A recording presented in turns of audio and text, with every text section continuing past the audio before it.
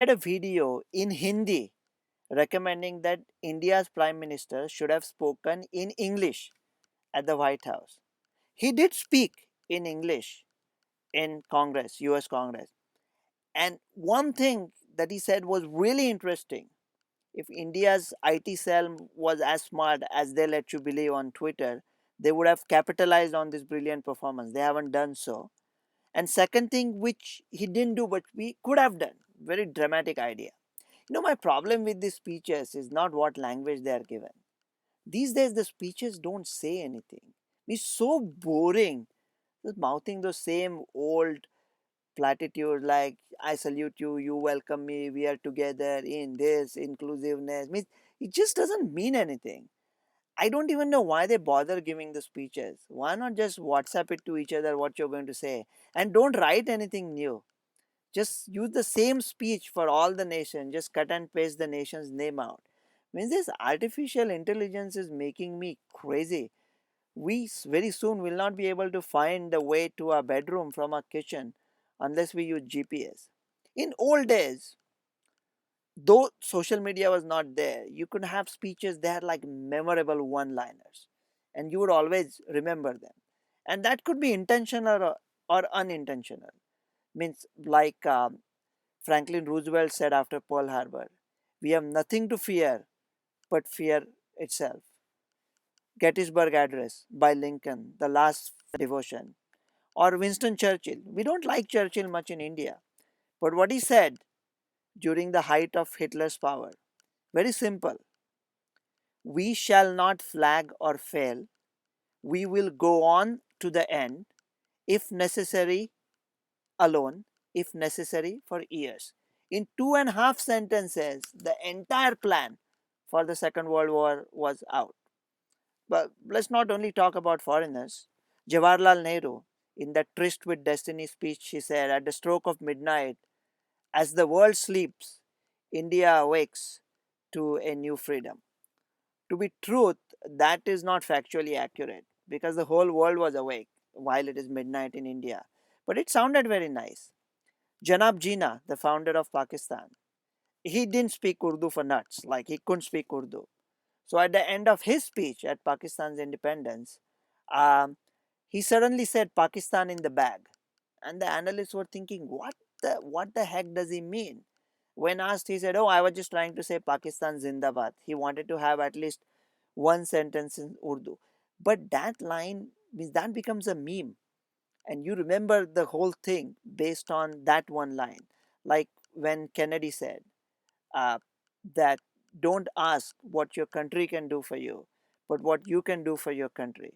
Or Simon Bolivar, who said that un pueblo que ama la libertad, al final será libre. The people of the world who want to be free ultimately become free. So I was thinking that President Modi, when he gave the speech in Congress, that joke like I'm running out of continents, like nobody in US Congress seemed to have gotten it. But at the end of the day, we are talking about US Congress. But his line that we have to give a beautiful future to the planet and beautiful planet to the future could have become like one line that reverberates all over the world. But I think our cell is not capturing it, is not propagating it. I have one idea.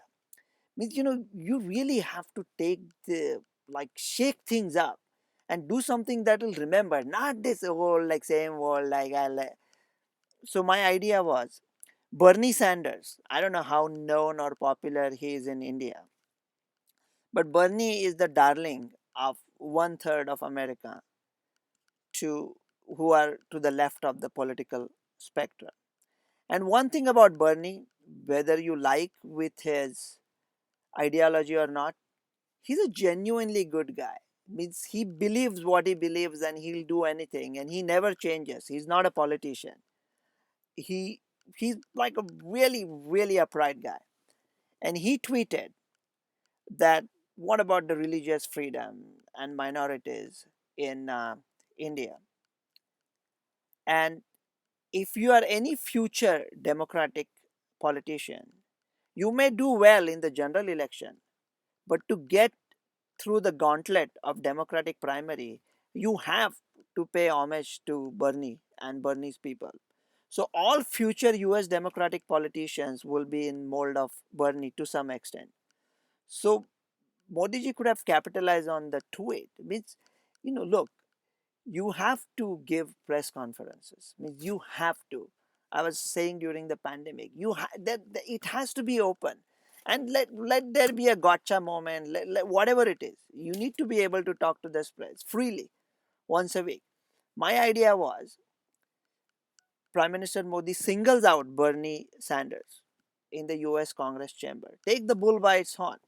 Said Senator Sanders, I know you're so respected in United States, and you are saying that in India, the freedom of the press or minorities is not protected currently.